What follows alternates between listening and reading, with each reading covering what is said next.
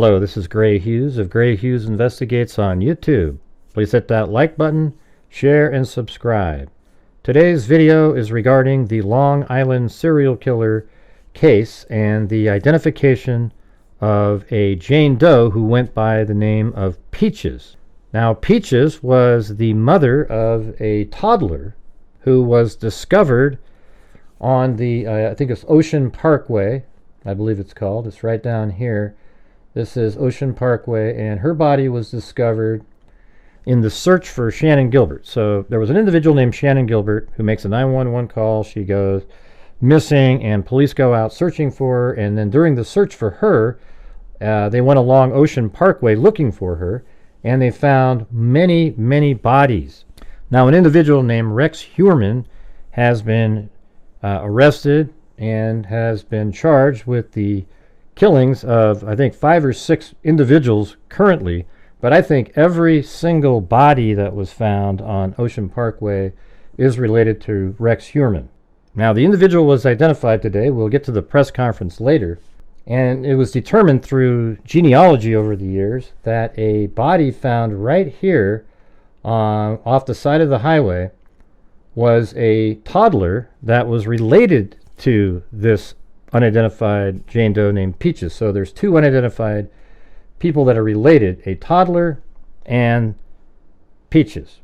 And the toddler, though, was found next to a portion of Valerie Mack. Her head was actually found here, and the rest of her body was found much further away.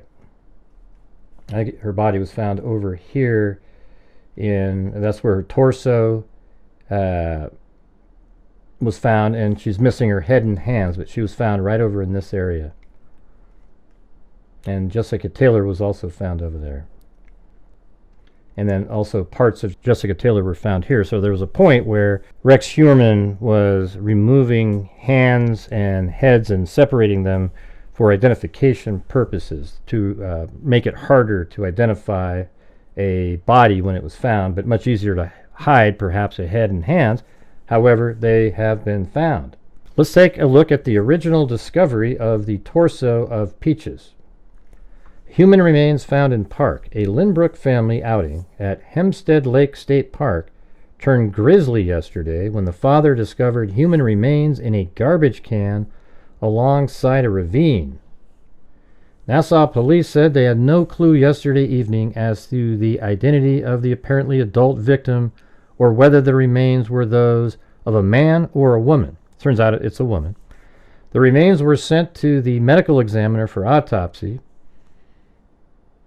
Now, there were no signs of a struggle at the site, indicating the remains had been dumped there. Shellbash 45 said he discovered the remains around 1 p.m. during a walk with his 10-year-old daughter, Casey, a family friend, and the friend's children. Bash said he left to get one of the State Department's environmental conservation officers at a fishing event. The officer pried the bag open somewhat, only to discover what appeared to be the left side of a lower torso that was bloated and appeared to have been outside for some time. And then the next day in the paper, so the body was discovered on June 28, 1997. Okay, so that first article was on the 29th, and this is the 30th. Remains in park belong to a woman. The Nassau County Medical Examiner had determined that the human remains found at Hempstead Lake State Park on Saturday are that of an 18 to 30-year-old woman, police said. According to Detective Lieutenant Frank Gaitis, commanding officer of the Nassau Police Homicide Squad, the medical examiner believes the remains are of a black woman of medium build with a tattoo, possibly of a peach over her left breast, and an abdominal scar, possibly left from a cesarean section. The woman had been dismembered and decapitated, Gaitis said. Only her left torso was found when a man discovered the unclothed remains in a bag inside a receptacle while walking with his daughter and friends on the west side of Lake Drive, about 200 yards north of Pennsylvania Boulevard. So at this point, they know that she's black, medium build, female, and has had a child. So if you go west of Lake Drive and 200 yards north of Peninsula Boulevard, Her body was likely found right over here. I think I had earlier a pin, it was just a random pin placed somewhere around up in there. But it turns out it's on the west side of Lake Drive, probably right off the side of the road. And then, so I could probably move that closer to here. And so it looks like probably in the middle of the night when it was dark, probably just her body was dumped off the side there and placed in a bin. All right, so let's get on to the next article. Grisly find puzzles cops. The Nassau County detectives, this is July 3rd, 1997, so just a few days later. Nassau County detectives are hoping that a chest tattoo of a peach. Now we get to hear about the peach. Now we have a black woman with a peach tattoo who has also had a child at some point. Will help them identify the headless, naked torso of a woman found in a state park. Police think the tattoo artist, or someone close to the mutilation victim, will recognize the design and step forward to identify the woman whose partial remains were found in a Hempstead Lake State Park by a hiker on Saturday. The woman's head, arms, and her legs below her knees had been hacked off and have not been recovered. And now we move all the way to 2007, and this is prior to them finding all the bodies on Ocean Parkway. Hinging on a tattoo, a heart-shaped peach on her chest is a clue identifying a woman whose torso a hiker found in 1997. She has a name, but Detective William Brosnan with Nassau Homicide Squad doesn't know it. Brosnan has spent the past decade trying to identify the slain woman whose torso turned up in a heavily wooded area in Hempstead Lake State Park in Lakeview. A tattoo could be the best clue police have so far, and there's a picture of the tattoo. And they're hoping by putting out this information, they can have somebody come forward and say, oh yeah, I remember her. But nobody did. All right, now let's move to 2016. DNA find reignites serial killer case. A new DNA analysis has given more clues to detectives investigating a suspected string of serial killings on Long Island. The analysis posted on a federal database this week shows that a torso found stuffed inside a rubber bin at a state park in 1997 belongs to the same female victim whose skeletal remains were discovered along with remains of her young child many miles away near a Long Island Beach highway in 2011. The link between the body in the park and the so-called Gilgo Beach serial killer case is the first development in the vexing murder mystery in years. As they have been for years, police on Wednesday remained mum about the investigation. And this portion right here is referring to the Shannon Gilbert search and then discovering the bodies. It was 6 years ago this week that a canine officer and his cadaver dog on a training mission searching for a missing New Jersey prostitute happened upon what would become the first of 11 sets of human remains. On Tuesday, the U.S. Justice Department Missing and Identified Persons System records were updated to show DNA links a woman's torso found in Long Island Hempstead Lake State Park in 1997 to the same female remains found along Ocean Parkway in April of 2011. The DNA also linked the woman's remains to a toddler found several miles down the parkway. And let's just show that. So here is the torso found of Peaches right in this area. Then if we go all the way down here onto Ocean Parkway area, some more of her body parts were found in this area right here.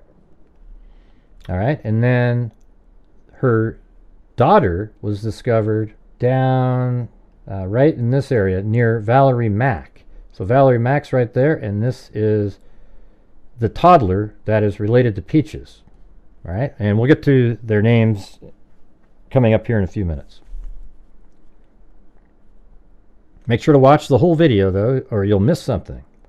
Neither the woman nor the child's remains have been identified. 3 other sets of remains in the case also remain unidentified.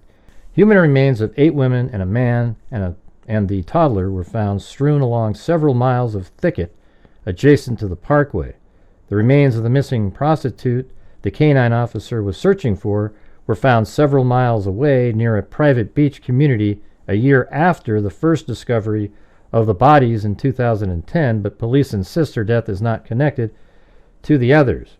The woman whose torso was found in Hempstead Park had been nicknamed Peaches by investigators because of a large heart-shaped peach tattoo she had on her chest. The torso was discovered stuffed in a plastic tub covered by garbage bags. And see, that is similar to what Rex Human would do with his victims. All right, now this article here is from October 10, 2022 by the FBI regarding this unidentified individual. The FBI appears to be close to making a major breakthrough in identifying another victim of the Long Island serial killer. In a somewhat cryptic tweet released by the FBI field office in Mobile, Alabama, October 7th, the Bureau announced that it is seeking relatives and friends of a man named Elijah Howell, or Howard, who lived in Pritchard, Alabama in the early 60s. Included with the tweet was an image of the peach tattoo of a woman whose partial remains were discovered in Hempstead Lake State Park in June of 1997, who is commonly referred to as Peaches. The rest of the unidentified woman's remains were discovered in the area of Jones Beach in April of 2011. Peaches is believed to have been a victim of the Long Island serial killer. Investigators also determined through DNA that she is the mother of a female toddler found days earlier alongside the other Long Island serial killer victims. All right, so they mentioned Alabama there. Now let's take a look at the press conference today. Here we go, everybody. I'd like to thank everybody for being here today to help us in this pursuit for justice. As you see up on the screens right now is the infamous tattoo of the Peaches. Today we'd like to provide an update on these identities of the two homicide victims who have historically been referred to by the nicknames Peaches and Baby Doe. The first victim was an African-American female. She was located over 27 years ago. On June 28, 1997, her torso was found in the Hempstead Lake State Park, which is located within Lakeview, New York. This victim had the tattoo you see up on the screen on her chest. It's a heart-shaped peach with a bite out of it with a drop coming from it. Based on this tattoo, the victim has commonly been referred to as Peaches. The second victim was Baby Doe. Baby Doe was the second victim discovered just over 14 years ago. On April 11th, 2011, she was found near Ocean Parkway in Babylon, New York, and has been included with the Go-Go Beach murders. This victim was a toddler. She was believed to be 2 years old at the time. She's been referred again as Baby Doe. In 2015, the victims were linked. Through DNA analysis, Peaches was identified as the mother for Baby Doe. Although we linked them together as mother and daughter, we still did not know their identities. In 2020, the FBI assisted us, and the DNA was turned over to their team. They began their investigative genetic genealogy studies, which would eventually lead to the identifications of these victims.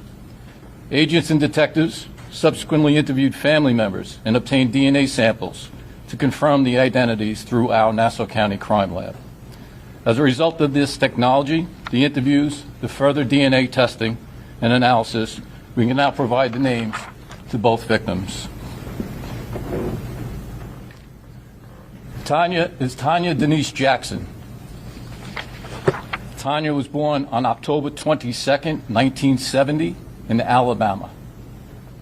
When she was found in 1997, Tanya was 26 years old and a single mother.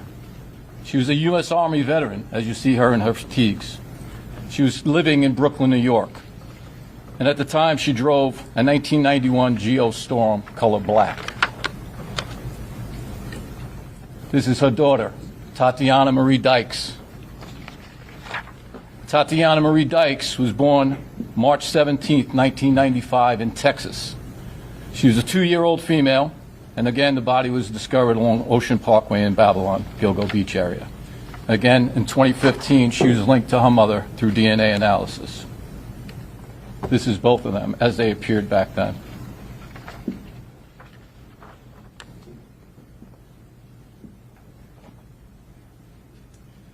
As the DA said, now we're asking for your help to get the word out to the public in our continued efforts to seek justice for Tanya and Tatiana.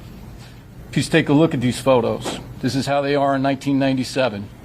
The next photos I'll show you is the jewelry that they were both wearing at the time their bodies were found. Also, the vehicle I mentioned that is similar to the one that Tanya owned. This is Tanya's jewelry. These are bracelets that she was wearing at the time.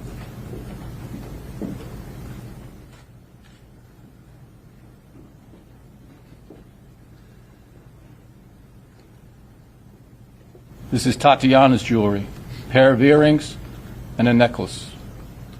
The aspects are front and side views of them. It's not multiple earrings. It's just the one pair.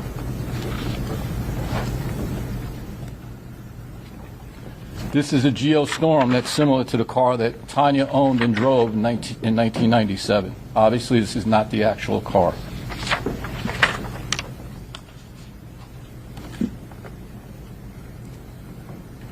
This is all the above photos you just saw. We now ask you again for the public's help. Please share any interactions you may have had with Tanya or Tatiana. Through our investigation, we have learned a lot about them, and as the DA says, we always want to learn more. More about Tanya Denise Jackson. There's some further information that might help people in the public to recall an encounter with her. Again, she was born October 22nd, 1970 in Alabama. She's also associated with Georgia, Texas, and Missouri. She's a U.S. Army veteran.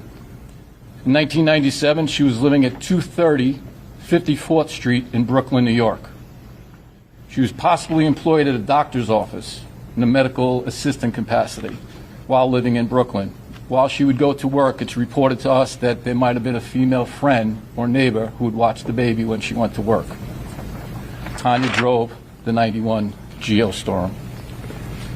Tanya served honorably in the U.S. Army from July of 1993 to February of 1995 in the following military installations: Fort Sam Houston in San Antonio, Texas; Fort Gordon in Augusta, Georgia; Fort Leonard Wood in the Missouri Ozarks. Anybody that was in the military that might have served with her and remembers her, please get in contact with us. Did you serve with her in the military? Were you a neighbor or co-worker during her time here in Brooklyn? Maybe you saw them at a medical appointment where she worked or were her friend. We want to hear from you. Now, although Tanya and Tatiana have commonly been linked to the Gilgo Beach serial killings because the timing and locations of their recovered remains, we are not discounting the possibility that their cases are unrelated from that investigation. Speculation and theories by people and on the internet should not be brought into this. As this investigation moves forward, we will continue to work closely with all our law enforcement, local and federal agencies to move forward, including Suffolk County. We'd like to thank all the agencies for all their help, for being here today, for ensuring that we could get to this point. This has been a culmination of a lot of work, as the district attorney said, for many different people over the years, retired detectives that still show interest, that call and tell us about things. We never gave up on striving for justice for either Tanya or Tatiana, and we will not. But we know there's more work to be done, and we're determined to find the reasons and circumstances that led to their untimely deaths. If you have any information, please reach out to us directly or through the Crime Stoppers number you will see soon.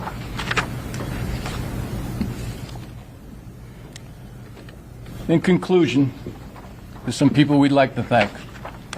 First of all, we'd like to thank the Crime Stoppers Board for their generosity of increasing the reward to $25,000. Next, a special thanks to the Nassau County crime victims and Douglas Matthey of Horton Matthey Funeral Home in Greenport, New York. Through their time and generosity, they helped us to make it possible to reunite Tanya and Tatiana and have them laid to rest back home in Alabama with their family. All right, so we just heard that she worked at 230 54th Street. Let's see where that is. 230 54th Street, in New York.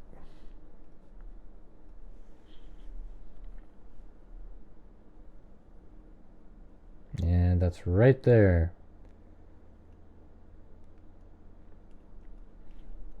And looks like Rex, Rex Heuermann, he was in this area. This is where he had pizza one time, so it's not far away at all. I mean, we're talking right here. So let's go ahead and... Alright, so let's put Tanya in this location. This is where she worked. 230 West 54th Street. Okay, we got that. That's where she worked. And then we can go down here and change that. Property, change that to body parts found, unfortunately. Then also we can go to torso found of Tanya Denise Jackson, also known as Peaches at the time. And then down here we've already renamed that pin. And then the toddler that was found right here, her name is Tatiana Marie Dykes.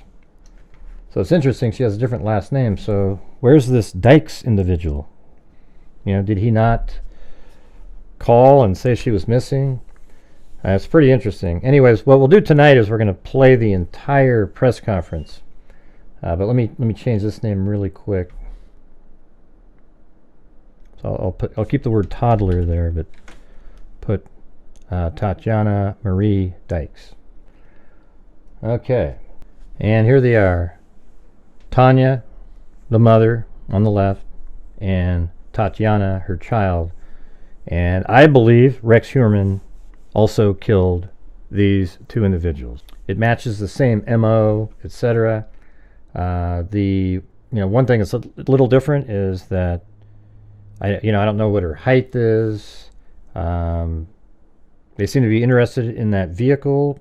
That vehicle's never been found, apparently, so they need to go find the vehicle that she was driving. And, we also have the Asian male that was found on the beach right amongst the other bodies, and I think that's also a victim of Rex Heuermann. So I don't know if he had a specific type other than that they would be small in stature. So I guess we'd have to figure out, I don't know the exact height of Tanya. Maybe they'll mention that in the full press conference, so I'll play that later on the show. And we can dissect it and start looking stuff up on our own. But man, at least she finally got her name back, and as well as her daughter. And this is exactly why my channel decided 5 years ago to start putting money into a fund. We've put over $100,000 into a fund out of the income from the channel for identifying Jane and John Does. And we use Identifinders International with Dr. Colleen Fitzpatrick. And they identify individuals. I think we've paid for the solving of 5 or 6 cases currently. One of them was a serial killer victim, but the family members didn't want her name put out there. But she was the one of 11 victims of a killer, and she was the only one that was unidentified. Okay? So we'll be going over all this later on the show again, so thank you all very much for watching, and as I always say, until next time, be safe out there.